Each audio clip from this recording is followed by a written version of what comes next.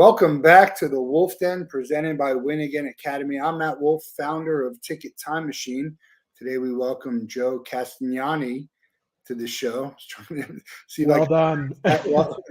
Welcome to the Wolff Den. Glad to have you here. Excited to hear your story and get to a lot of interesting topics we're going to get on today. A lot really in my wheelhouse. I don't want to call myself an expert on it, but definitely topics of interest for me. But for the people in the audience who don't know who you are, give us a quick intro and we'll get to it. Yeah. Thanks, Matt. Thanks for having me on. My name is Joe Castignani. I'm the founder of muh-mee Sleep.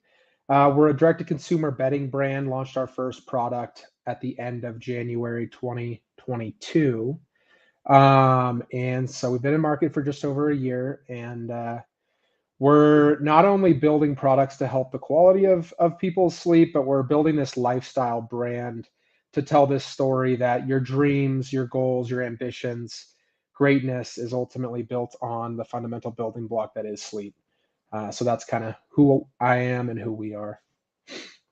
Sleep, it's a great topic, and we're gonna get to it.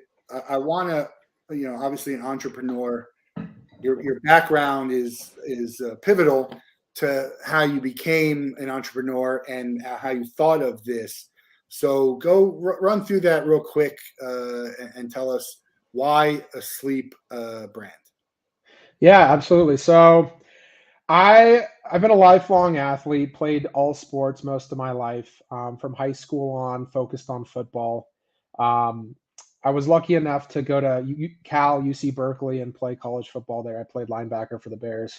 And, sleep was a crucial component of our overall training regimen, right? You have, your diet, your exercise, your conditioning, right? You have your strength training, your weightlifting.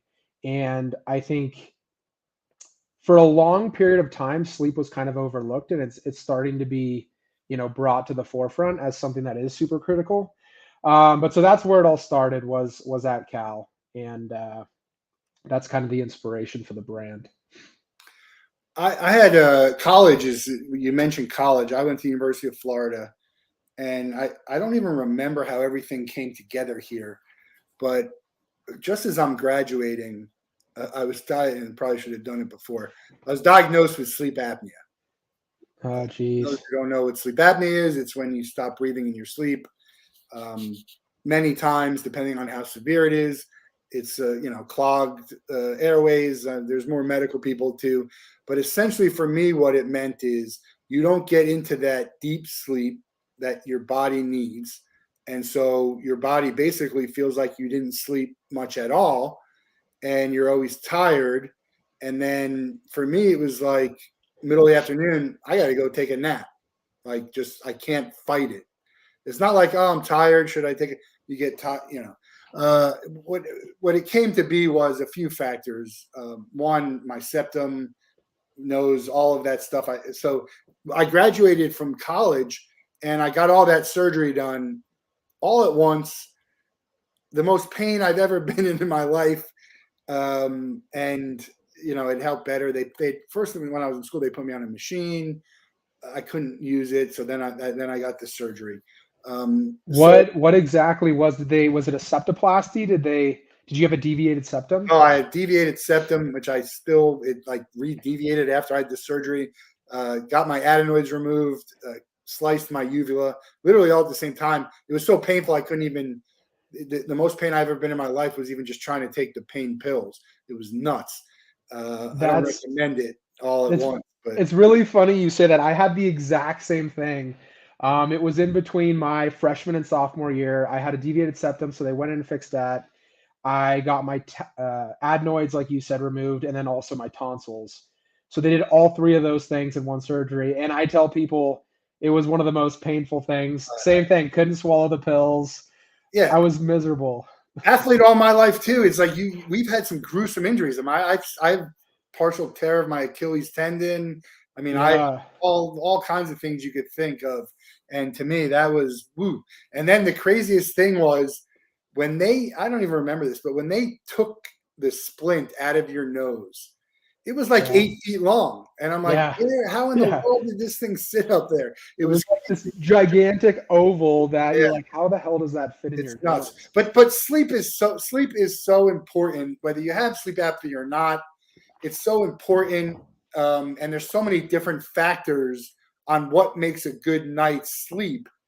So, how did you come up with the idea that we're going to put together a pillow and that's going to help people sleep? Yeah.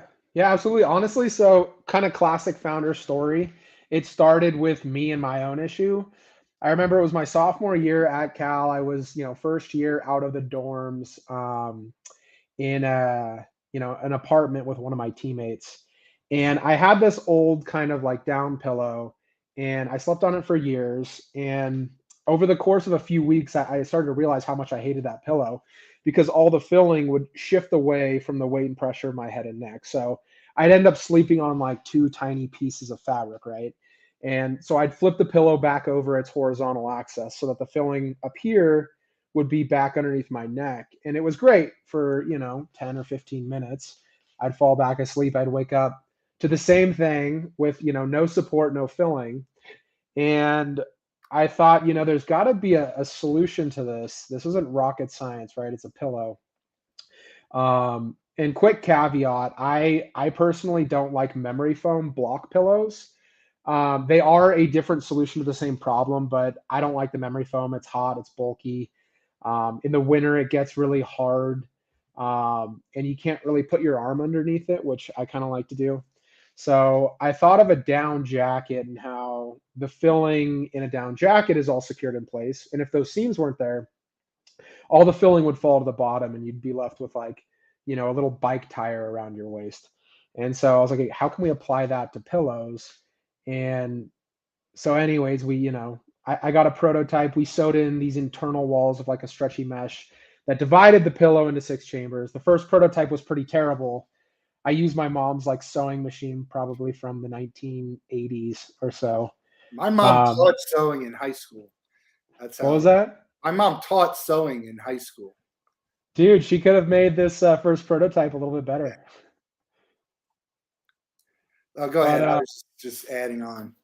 yeah, but so that's how it all started. The first prototype was not pretty, but it did, accomplish the goal we wanted it to. Um, and so yeah, that's where it all started. Explain to us at this point. You're building a prototype because you're trying to solve your issue. I'm just trying to make shift some, or you're building a prototype because you have an idea for a business and you're starting that. People do either all the time, and maybe one becomes before the other. Yeah, I would definitely say it was more of like a curiosity thing before it actually became like a viable business, opportunity. And so basically how it went is we made the prototype. I took that prototype to like a professional seamstress out in San Francisco. I was in, the Bay Area at the time. And he created like a legit one that looked nice, felt good, it was very comfortable. And so that, at first it was just like, hey, this pillow sucks, like there's got to be a better solution to it. Then to, all right, this is viable, somebody created like a legit version that is saleable. um, and then that's when like the business spark, I guess, started. Yeah, I'm a pillow guy, so I'm intrigued. The more pillows, the merrier. But there are pillows, some that I like better than others. And I go to a hotel, they'll give me like two pillows. I'm like, what am I gonna do with this? Two pillows? I need at least four. They give me six. I haven't bought as much on like to try. But you get used to a pillow that you like, and it's kind of like that's your pillow, and you've murphed it, morphed it into the shape kind of that you want, depending on the pillow. But there's a design aspect to what you guys do that is a little bit different than that, right? Yeah, so in a lot of ways, what we're trying to do is we're trying to make pillows and ultimately sleeping cool, is the way I describe it. We're trying to bring awareness to the importance of sleep, to the importance of a quality pillow. And with that, as you've seen from our website, the design, the aesthetic appeal of our pillow is a lot different from what a lot of competitors and a lot of other companies out there are doing. Yeah, who? I mean, the only one I know is the company that I would never buy from, my pillow, which Yeah. is that's the only other pillow company I really know. If I think about it, I know there were some people on Twitter. Do you know who David Hogue is? David Hogue, is he like a health and wellness guy? That He sounds. was the one of the Parkland survivors, and he and a couple other people on Twitter were putting together a pillow company. I don't know if it ever took off or not, but I don't. I was just thinking about the competition. We don't hear a lot about pillow. You hear about Sleep Number and from there, but you don't hear a lot about pillow companies. So how do you get yourself known in in an industry? I assume it's more competitive than anyone knows, but they almost don't know. It's like, "Oh, I want a pillow. I'm going to Google pillow. It's more than Yeah. putting your SEO and getting up there. People, you got to grab people's attention. Like, why should I buy your pillow? Yeah, absolutely. So that's a lot of what's exciting, I think, about this opportunity is, excuse me, there's not a ton of branded companies out there that sell pillows, right? Like to your point, you mentioned Sleep Number and you mentioned My Pillow, and those are the only two. And I think that's what a lot of this opportunity is we're a company that, specializes in and focuses on creating a great, awesome pillow. And I think for a lot of other companies out there, pillows and consumers, pillows have always been kind of an afterthought, right? Like you focus on your mattress and then you just tack on two pillows and you don't think too much about them. So from both a company standpoint, but also a consumer standpoint. And so we're trying to break through all of that and say, hey, a pillow is the easiest and most affordable way to improve your sleep. You know, take heed of that and start, thinking about what you're sleeping on. How does it help? How does your pillow, help me sleep? Absolutely. So, I mean, for me, I can tell you from my experience that lack of support that comes from all the filling shifting away is bad for your neck and spinal alignment. And there was some study done. I don't know the specifics of the study, but they claim that 30% of your overall comfort is based on the alignment of your neck.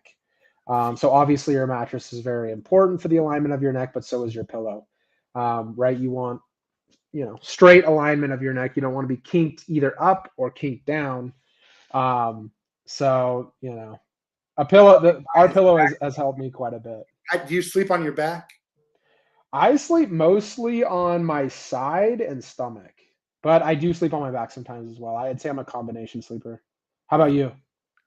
I'm supposed to sleep on my back. I think it's bad. It's supposed to be the best for a lot of different things, like my back, and then maybe the snoring and that. I got to get that stuff checked out again. But I'd love to sleep on my side. And I used to be able to sleep on my side with no problem, and then I like threw out my back. I don't know. It's a mess. But I think if I sleep on my back, it's comfortable. I put a lot of pillows around me, but I do notice that my pillow will have my neck go back like that. So it's probably worth taking a look at what you guys have and see how my neck feels as I'm not that I have neck problems, but I think it's just as you said, it could cause other problems. Your neck doesn't have to hurt for that to be a bad way for you to sleep. Yeah, absolutely. And it's, I think it's kind of cliche at this point, but you spend, a third of your life sleeping. Why not get a high quality bed, a high quality pillow, high quality sheets when, the vast majority of the things that you do in your entire life is sleep.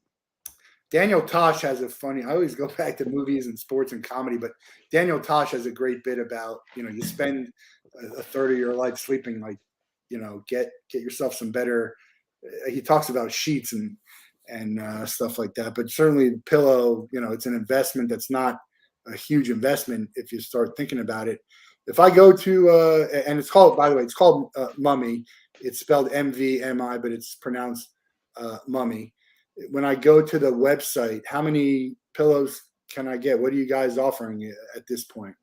So we have our standard queen pillow, which is kind of the basic pillow that most people think of. And then we have a king size pillow, which is simply just a little bit longer So those are, they fit better on king size beds. So right now, those are our two offerings. And you're about a year into this. You said you've made some great strides. We're going to talk about some of the partnerships that you have done and some of the notoriety that you've gotten, or press, or pub, or visibility, whatever you want to call it. A year from now, 2 years from now, are we looking at more products? What's the future looking like? Yeah, absolutely. So right now we're working on our sheet set.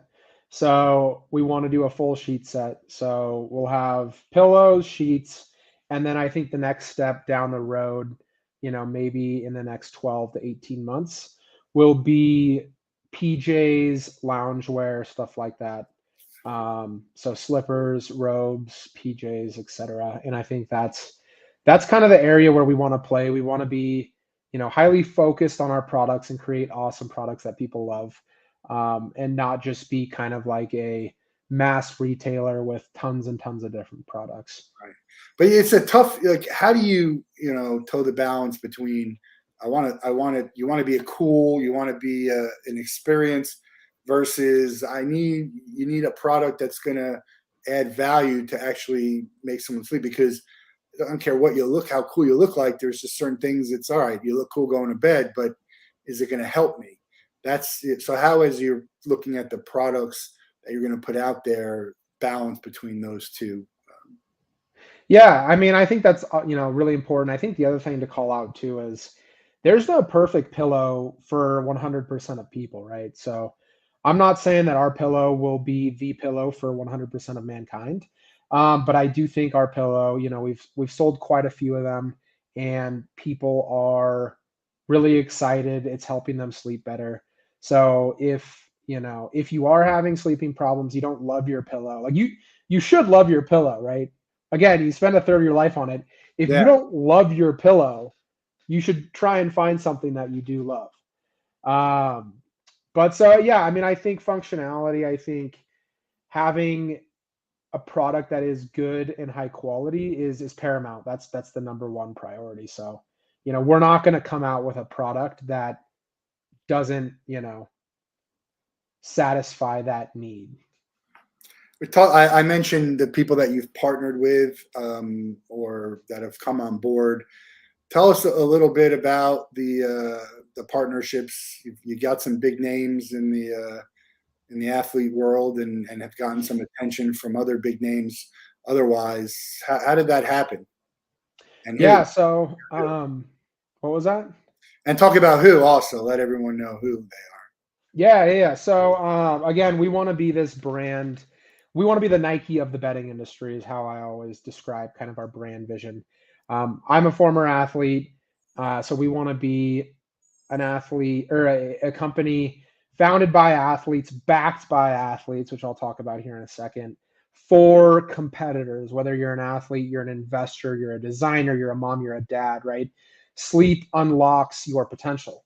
If you think about it, aside from oxygen and maybe water, sleep is one of the most important things you can do. You can live a lot longer without food than you can without sleep.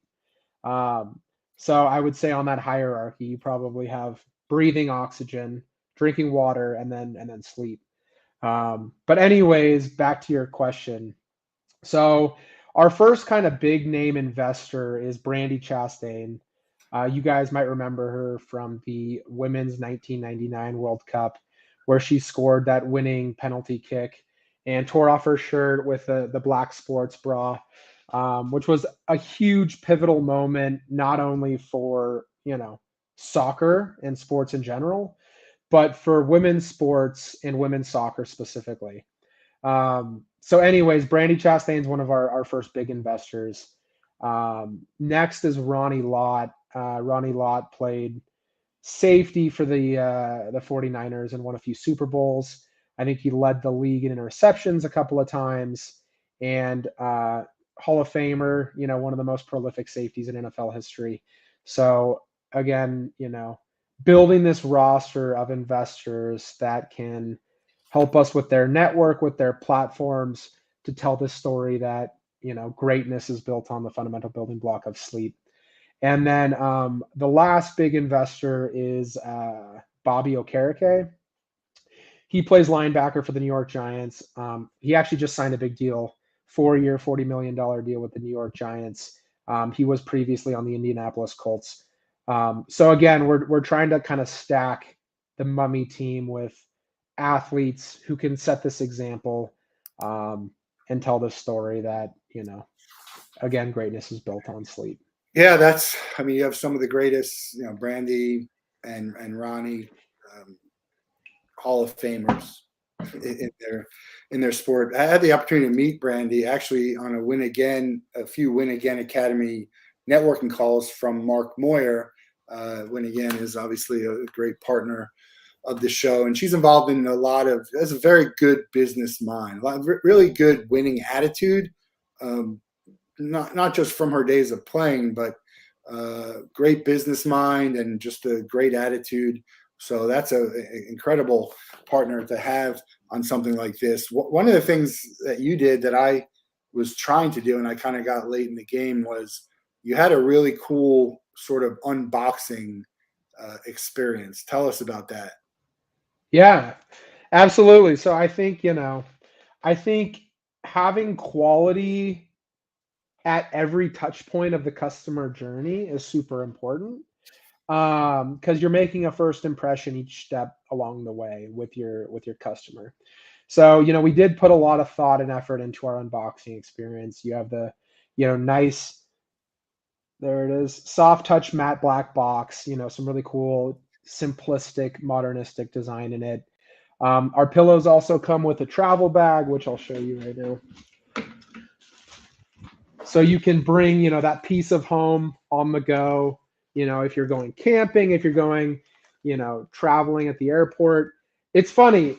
I've actually seen, maybe it's confirmation bias now that I'm doing this, but I see a ton of people walking through the airport with a full-on, queen size sleeping pillow over their arm, walking through the airport. I find it disgusting that they're bringing their pillow just, without any covering on it through the airport. And so that's what kind of inspired this idea to, create a travel bag that can, empower sleepers, empower people to bring their pillow and some form of consistency with them out on the road. I think an airport pillow would be perfect. People don't have to bring theirs; they can buy one, and it can be sold at the airport, or they can just buy it and then bring it with them. That would probably be a good product to have. It's pretty cool. Have you seen someone with your bag? Not yet, but it's going to be an awesome experience. I've had where I've seen someone wearing my stuff.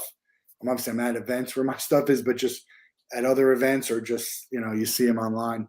It's a pretty cool feeling. I think you'll see it, and it'd be great for you to go up and talk to them, right? Just absolutely. Ask about it. That would be cool.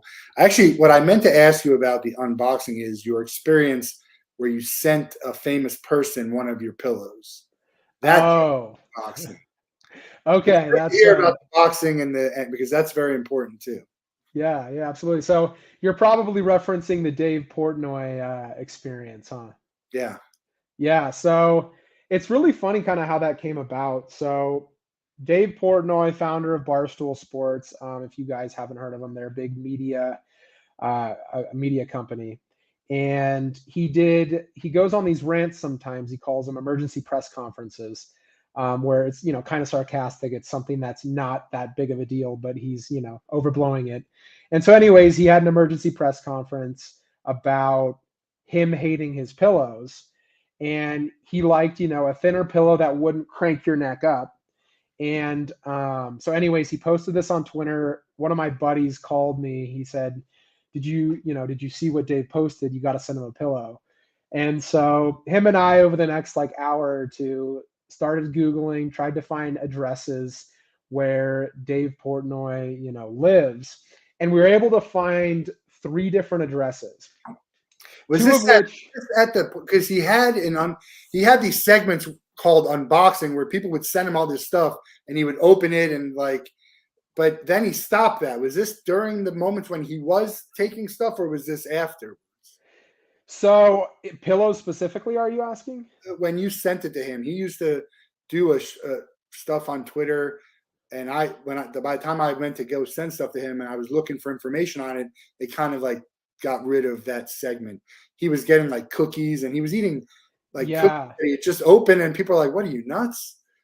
Yeah, so he did that during COVID, which was really awesome. He did it to help small businesses out. I think he did like, a lot of frozen pizza stuff Yeah, because he has his pizza reviews, and I think, excuse me, cookies and other things like that. So no, people were this, just whatever their T-shirts and yeah. So this was well after that. This was actually June 6th-ish of last year. So okay. we just hit our 20 or our first anniversary of that whole experience. But again, he just went on this rant about how he hated his pillow. So me and my buddy found a couple of dresses, sent him pillows. Luckily, one of the pillows got to one of the addresses that he was at, and so he did a review of the pillow, and we got a 9.1 out of 10, which if you know Dave Portnoy, that's a pretty That's solid very score. Yeah, the rigor on his scale is intense. good. So he bought the pillow. Did he buy more? What was that it, or just what happened after that? You got the great score. He's got a pillow. Yeah, and honestly, our sales popped off for a week or two after that, and it was really cool. Like this was in the very beginning days, right? This was like about 5 months into launching, and we'd get a few sales each day, right? Hadn't really figured out the marketing game yet. This comes on, we sell hundreds of pillows in the next couple of weeks. Um, so it was a really cool experience to see, like, wow, this works. We're getting close, right? We just need to keep working and keep figuring out, how to get this product in front of people, because we have a great product. He vouches for it. I mean, besides him, we have tons of reviews, and it's really just about how do we get this in front of people. Um, so yeah, that was a What cool is eye-opening experience. now? You're here a year, and after that, you got some, uh, known investors. How do you get this in front of people? What's the plan? What's been effective for you? Yeah, absolutely. So I think our biggest thing right now is creating strategic, captivating, video ad content. So that's what we're focusing on now. We've seen the most success with that. Um, is really, catching people's attention when they're in their scroll right on social media, catching their attention, talking about the problem that it's really easy, honestly, because I experienced the problem. So talking about that problem that I experience, and then, you know, providing them with the why muh-mee is a solution to that problem. Anytime you're an entrepreneur in these days, you probably get it 100 times. You should go on Shark Tank. Yeah. Now, I actually think your product A would hundred, a do hundred is an understatement. well. I think your product would do well on Shark Tank. I certainly understand why you wouldn't go on it. There's a lot of factors that people don't know, such as they'll take a percentage from your uh, company, whether you strike a deal or not, and you know the company, while doing well, is probably not worth as much to anyone else as it is worth to you. You don't want to give up equity, all kinds of reasons. Have you participated in any type of, I would say, either accelerator or Shark Tank type competitions? I mean, it is still about getting people to understand what you're doing, and that is if you're still looking for investors, which I assume you are. Yeah, so I think first off, I think Shark Tank's an interesting opportunity. To your point, though, they do take a lot of equity. They undervalue companies quite a bit, which I get, because you're getting a big name investor that can make a huge impact.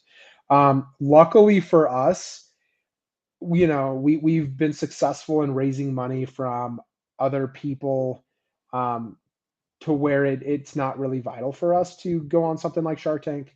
But I do think it's an interesting opportunity. It brings a lot of brand visibility to companies, and is a really, I mean, it's an entertaining show. It's a cool concept.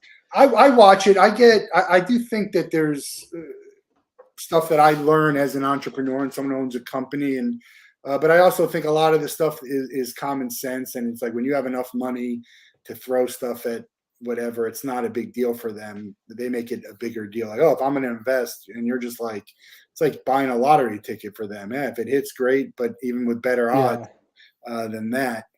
So I do enjoy the show. I would pick Mark Cuban to be my shark. Who would you pick?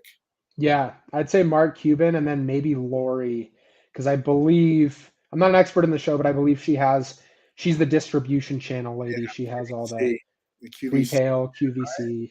It might be. There's a lot of different ways to get your product in the hands of consumers or in front of consumers. If you could snap your fingers and your pillow is going to be sold here, what would it be? In terms of like a retailer?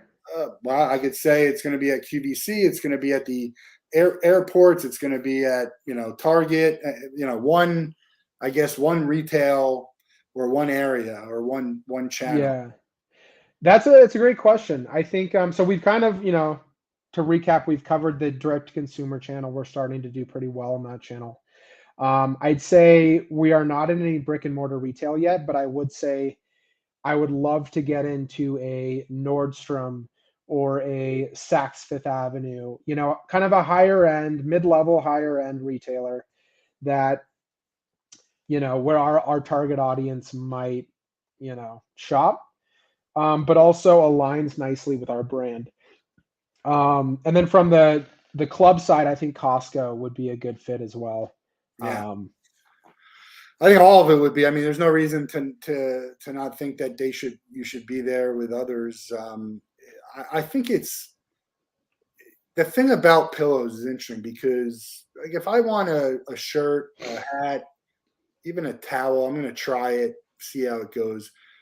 You don't shop pillows in the sense, hey, let me get a pillow. This doesn't work. Let me get another pillow. That doesn't work. You kind of get stuck with what you get stuck with unless it's a bad experience, especially if you're sort of spending a little bit more money on it. So it's it's a little bit more difficult of a sell because not everyone does shop for pillows and not everyone cares. yeah. We need to show them why they should care about having a pillow that, like just you said, you're on it, you're using a lot. If you don't really like your pillow, get yourself a new pillow. Yeah, it's funny too if you think about it, people spend 40, 50, I mean, even upwards of that on a t-shirt. They spend $150 on like a, branded hoodie, right? You'll spend $200 on a pair of jeans. All of those things you use maybe once a week or two or three times a month, and you're spending well more on that than you are something like a pillow. Our queen size pillow is $79. You use that every single day, Yeah. hopefully 8 hours a day.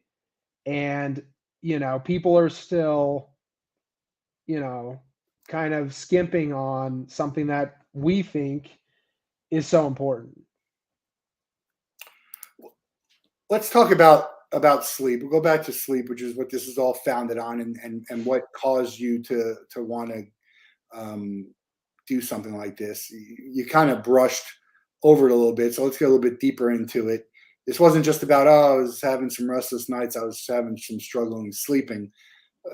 Tell us a little bit more about your sleep problems. Yeah, yeah. So, like I mentioned to you, I had the deviated septum and had issues with my tonsils and adenoids, which constantly caused me to snore. And ultimately, what snoring is, and what the kind of takeaway of sleep apnea is your body's not getting enough oxygen in the middle of the night. So, if you're taking a full breath, right, you are getting, let's say, 100% of the oxygen that your body needs. If you're snoring for 8 hours out of the night, maybe you're getting 70 or 80% of the oxygen that your body needs. So you're recovering and you're restoring your mind and your body at a rate of 70 to 80% of what you should be. So that's kind of like the layman's way of thinking about it. But to answer your question, I think it all started again at the beginning of Cal, probably my second semester. I fell into a bit of a depression, and it was ultimately exacerbated by the lack of sleep I was getting. At the time, I was very much the mindset that sleep is for the weak, or you can sleep when you're dead. because that's what all my coaches had taught me throughout the years, right? And so that was kind of my mindset. And I was very busy at the time. I was playing college football, and I also wanted to get into the Haas School of Business, which, both of those things are very time consuming. And so I had, honestly negative time left for myself. So something had to give, and it was my sleep again, because I didn't really care about sleep at the time. So, you know, got 5, 6 hours of sleep each night, began to neglect my sleep hygiene. It really exacerbated a lot of the anxiety and depression that I was experiencing, and ultimately led to, that depression lasting about 3 years. And where the whole, inspiration for the brand and the mission came from was my junior year, when I took this course called Psychology of Sleep by Dr. Matthew Walker. He's a very famous sleep scientist in the space, author of a book called Why We Sleep, which I usually have next to me.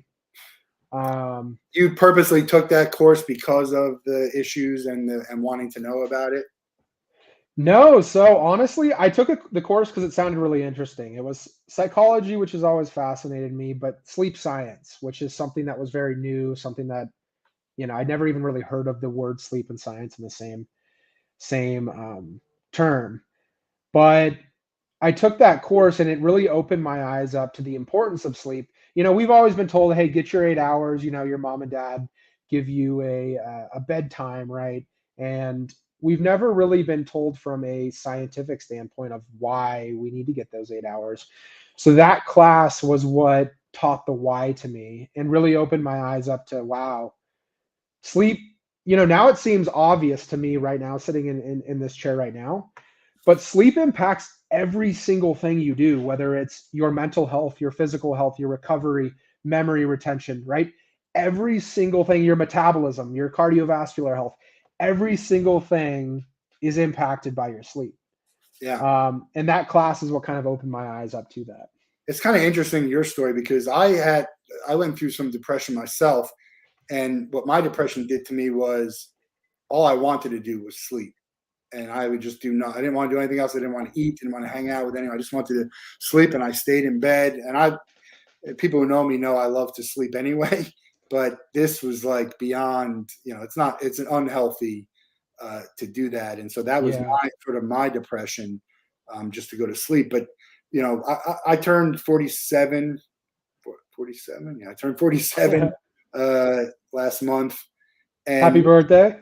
one thing I learned that is that I don't argue with my body anymore. So if my body tells me you're tired, I'm going to take a nap or I'm going to go to sleep early. Now, that doesn't mean you shouldn't push yourself at certain times, and if you have to get something done, but it'll catch up with you. It might not be the next day, but it'll catch up with you. And so, yeah, for me, sleep is, I probably don't sleep as much as I would like to, but definitely sleep, it's extremely important. And not all Yeah, sleep is the same, right? You get 8 hours, but absolutely. it was a good 8 hours. I sleep on a plane. I'm extremely uncomfortable. I can fall asleep in a chair. So it's not the same. And then you start putting in the factors like, do you have sleep apnea? Because now your breathing is different than anyone else. There's a lot of factors in what makes for a good sleep, and a good sleep routine too. Yeah, absolutely. And I think on that point, so after college, I went, so kind of, started the idea, started prototyping in college. To be honest with you, I didn't have the guts to pursue it. I was young. I was like, overwhelmed by the big task of starting a company. So after graduating, I went into the real world. I got a job. I was doing real estate investment banking, working 70, 80 hours a week. And I kind of fell back into that chronic state of sleep deprivation that I experienced in college. Um, and it's funny, don't get me wrong. I work a lot right now with this company, but working 16 hours a day, getting, 6 or 7 hours of sleep consistently throughout the week is terrible for productivity.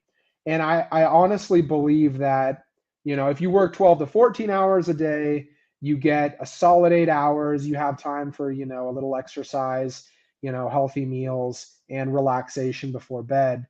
I'm going to be a lot more productive working 12 to 14 hours than getting 8 hours of sleep than working 16 hours and getting 6 or 7 hours of sleep. So it's kind of counterintuitive because you're working less, but during those hours that you are working, if you're much more, sharp, efficient, productive, it's gonna net out and be net positive at the end of the day. Yeah, I mean, you can sleep less, and then you'll just be tired.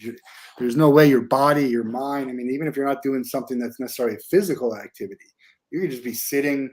We've all been there. I go to conferences and we kind of, network at night, and we wake up the next morning, and all you gotta do is sit there and listen, and you're dozing off, and it's just not good. It's not good for you to be able to do what you need to do.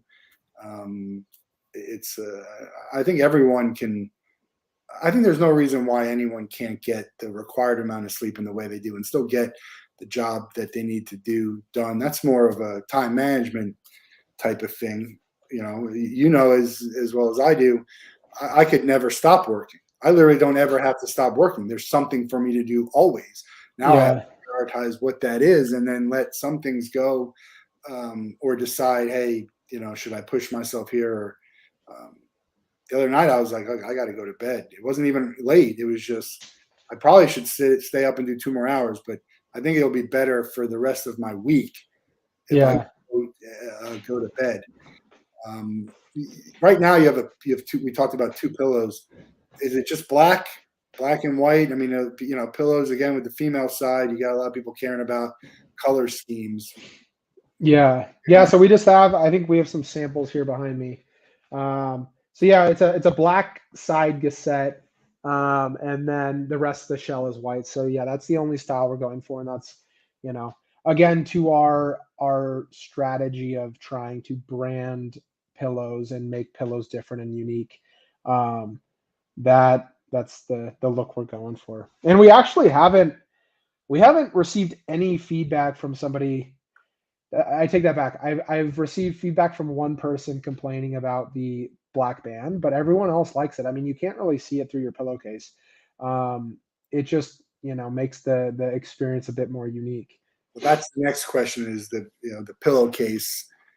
Um, you know, pill, is there an opportunity to create a pillow that doesn't need a pillowcase that can be washed? Because once you start putting on pillowcases, it, it just becomes I don't know. Sometimes if you take a pillowcase that's too big for the pillow, and then the pillow becomes a different experience. They have to match up fairly well with the pillow, right?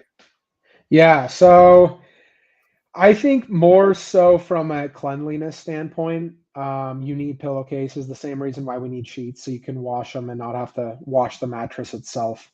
Right. Um, so we always recommend pillowcases. I wash my sheets and pillowcases once a week. You think you sweat, you drool, your skin exudes oils.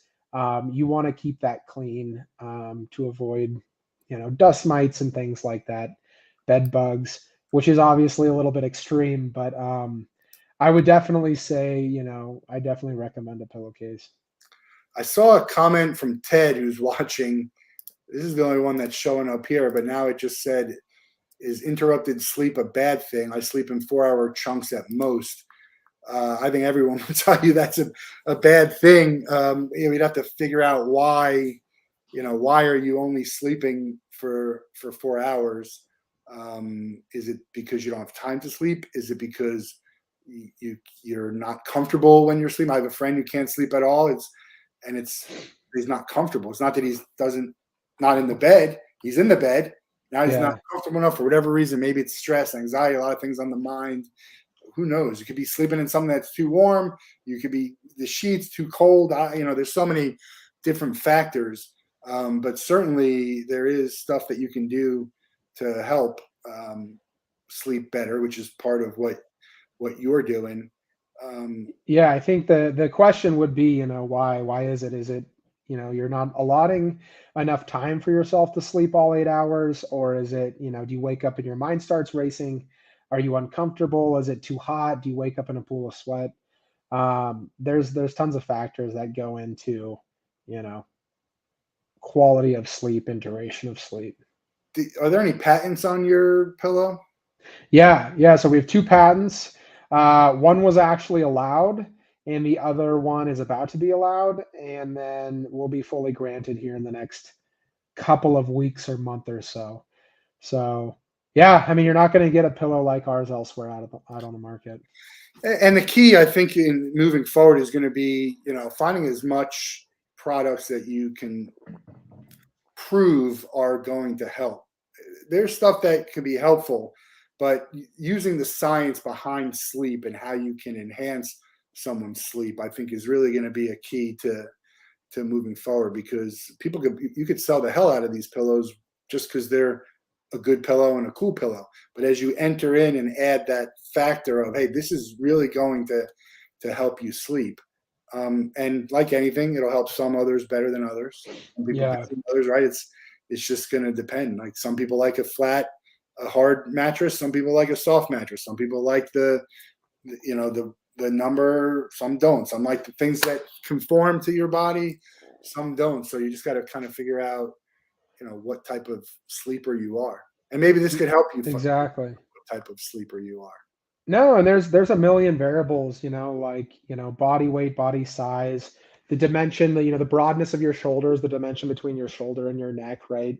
Um, I personally like a softer mattress. I know people that like firm mattresses, and I'm like, how the hell do you like this? Is like sleeping on a board, but they love it and they can't sleep on a soft mattress. So that's where it's tough to, again, I don't want to ever claim there is no perfect pillow or perfect mattress or perfect anything when it comes to sleep for anyone. But I do think that, if you aren't in love with your pillow, you think that you have the same issues that our pillow is solving for, then you should give it a shot. Ted says he wants one. I think is on the website. There's a 10% off. 5% off welcome discount. So go ahead, go to the website, sign up. We won't spam you with emails because I personally hate when people do that. So we'll just send you a few updates, throughout the year, and you can get 5% off. We do offer free shipping and free returns. So again, if you don't love it, send it back. We're pretty confident that, you know, you can look at our reviews and see, what other people are saying too, but we're pretty confident that you'll love it. Let's see here. We'll put this up so you get free shipping and a 5% welcome discount for signing up. So that's great. Ted, go ahead to the website. It's a pretty good deal. I'm going to buy myself. I'm a pillow guy, so we'll see what it goes, what it feels like. I think for me, I go to a hotel. Pillows.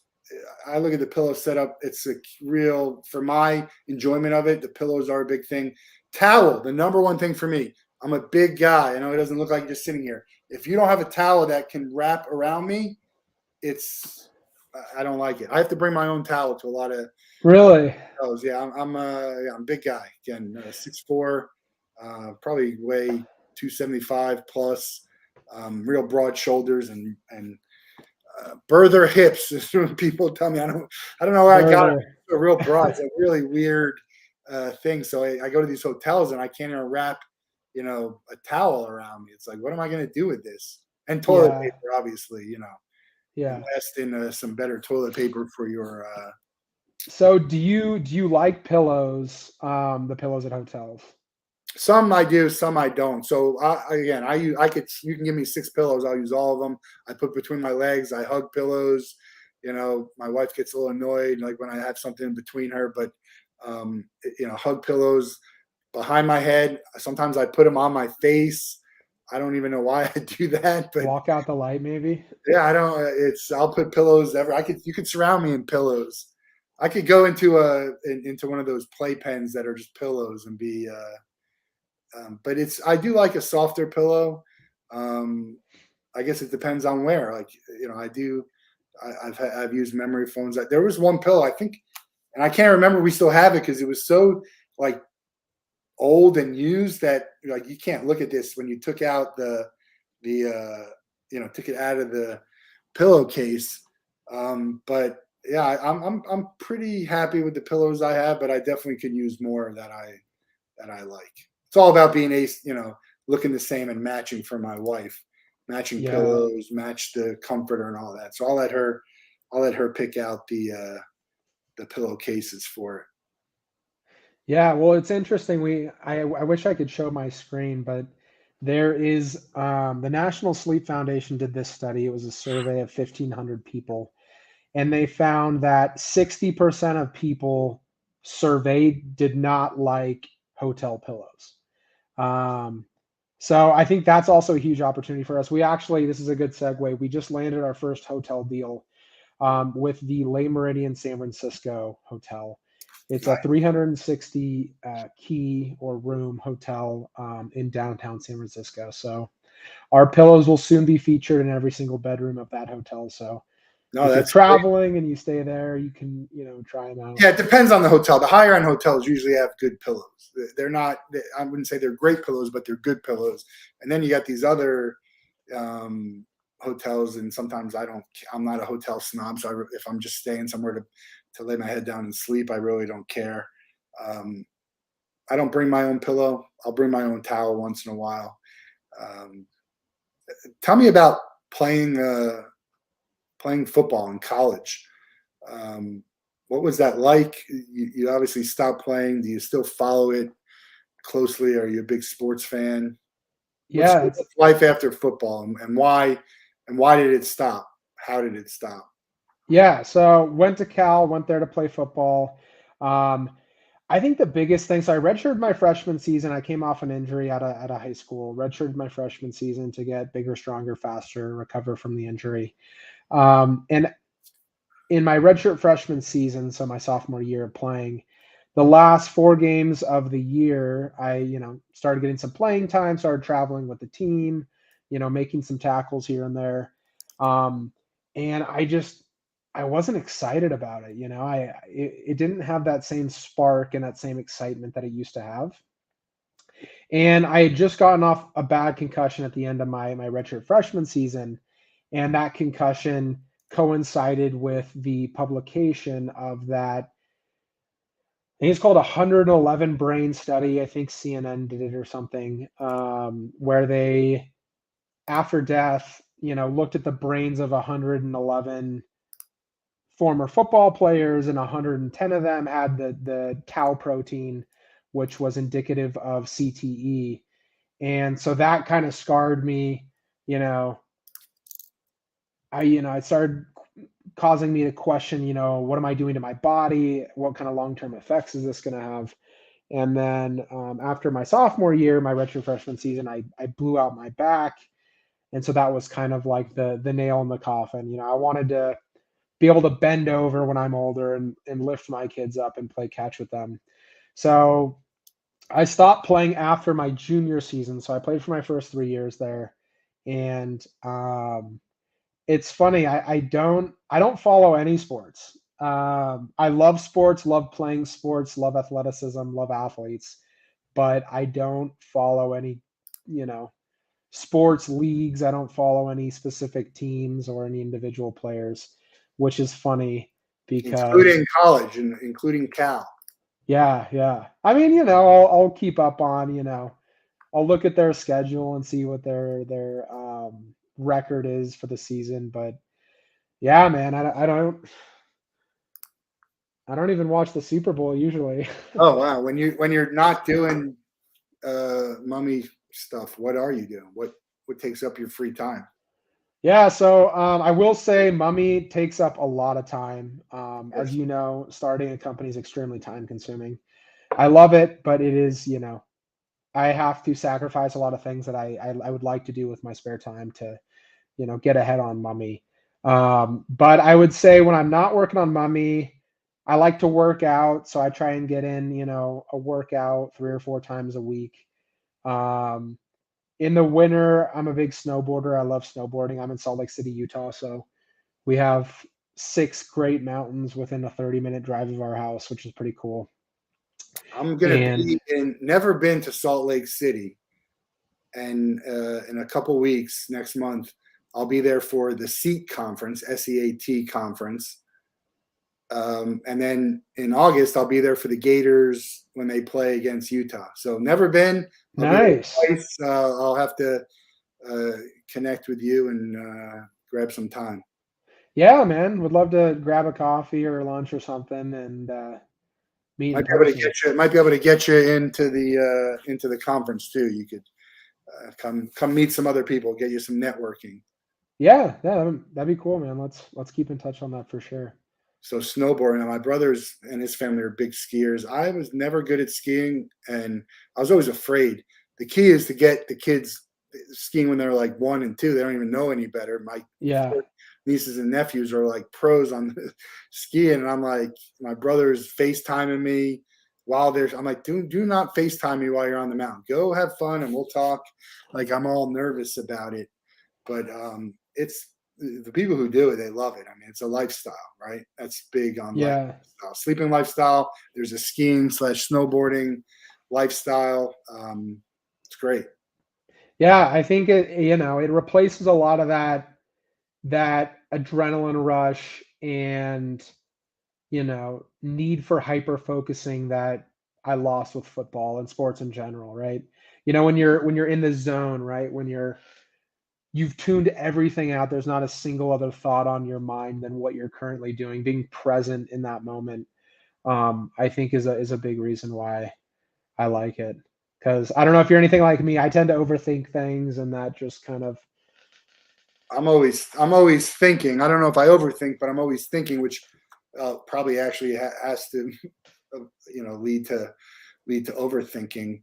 What advice do you have to people who are in the position that you were when you said, I wasn't ready to take this on full time, and then you took that leap? yeah. Honestly, man, I think it's one of those things. It's like having a kid. So I've been told that you're never going to be ready for. There's never going to be a time where you feel 100% confident because the whole thing is uncertain. There's tremendous uncertainty that comes with following your heart in general, but starting a company. And I think that if you truly want something, um, you have no choice but to pursue it. And any day that goes by that you don't pursue it, you shouldn't kick yourself for, you shouldn't beat yourself up for, but you are losing opportunities every day that goes by. Yeah. So I think that is a regret for me of not starting it earlier, starting it back in college. I ultimately waited a few years. Um, I but had I this think, conversation on another. I was on a show, and the conversation was like, "What would you tell your earlier self?" And I was like, "Look, I had all these good ideas. I just never went through with it. My advice is just do it. Nike. It's the perfect motivation and advice. Just do it. That's the best advice that I can give someone." But I was saying, like, if I had this advice or this idea when I was 10 years younger, I don't know if I would have been ready to be the owner and founder of this business and have to do everything that I got to do, including all the sacrifice. So timing does have a lot to do with it. But if you do have the idea, I think, we are always our own worst enemy. We got to get out of our own way. totally. Just do it, just start it and push through whatever, that obstacle is going to be. And there will be there. And there still are, even when you're successful, but it just become, you know, instead of making a mountain out of a molehill, it's sort of like Exactly. move the mountains to molehills, and they become that much easier to get through with. Just one step at a time. It's like building a wall. You build that wall one brick at a time. You don't look at the end goal of having this enormous wall to build, but just taking that one step, laying that one brick as best as you can, and moving forward each and every day, I think is ultimately the secret to happiness, right? I think I saw this quote recently, and it was, if you do hard things day in and day out, your life will be easy. And if you do easy things day in and day out, your life is going to be hard. And Makes sense. for me, it's proven to be very true. Yeah, I'd like to push myself and to challenge myself. I think that's the way to do better, and challenge the company. Right now, you are the company, and so you're challenging yourself to do better, to do bigger. And that's how we evolve. And then you put the right people around you, which sounds like you've got a good start to. Solving problems, you got that. I mean, you're checking off a lot of boxes on the, what you need to have a successful idea, company, business. So it sounds like it's a bright future for you. Looking forward to how the pillow feels, because I will be getting a pillow, and we're gonna hopefully Ted will get himself a pillow. I think it's and then see how it feels. We'll give you our reviews. Yeah, yeah. I love the open, honest. But people know I like my sleep, so I think it'll. They trust. Like when you look at me, if I give you a food advice, you'd be like, "Yeah, this guy knows what he's talking about." The people who know me know if I give you a good sleep tool or advice, it's probably worth taking a closer look at. I love it. I love it, man. We're going to let you out of the Wolff Den with the same question everybody gets. You can spend 24 hours with anybody in the world. They have to be alive, and you can't be related to them. Who would you choose, and what would you guys do? That's an interesting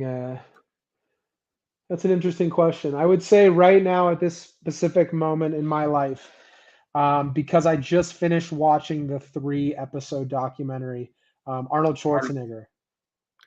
Haven't seen it yet. My wife saw it, said it was good. I listened. She watches constantly, so I'm always overhearing. Fascinating guy. It would have been interesting to see him run for president if he was allowed to. Yeah. But yeah, I think he's a tremendously accomplished. Politics aside, I don't specifically know his politics, to be honest with you. So that answer has nothing to do with politics. But if you look at the man and look at what he accomplished in his lifetime, he came from Austria, came to America, learned to speak English, became the, weightlifting champion, the bodybuilding champion of the world. He then became a household name as an actor, starring in, movies that will live long beyond his life. And then he went on to hold the highest level of office that a non-native person can hold within the United States, the governor of California. It's any one of those 3 stories is a story. Any one of them could have been their own story, and he puts all 3 of them together for just an incredible life. It's still not done. He's not over doing what he's doing. Kindergarten Cop or Twins? His movies? Yeah. Maybe Kindergarten Cops. Yeah, I love Kindergarten Cop. That's a great movie. I'd say Terminator is my favorite, though.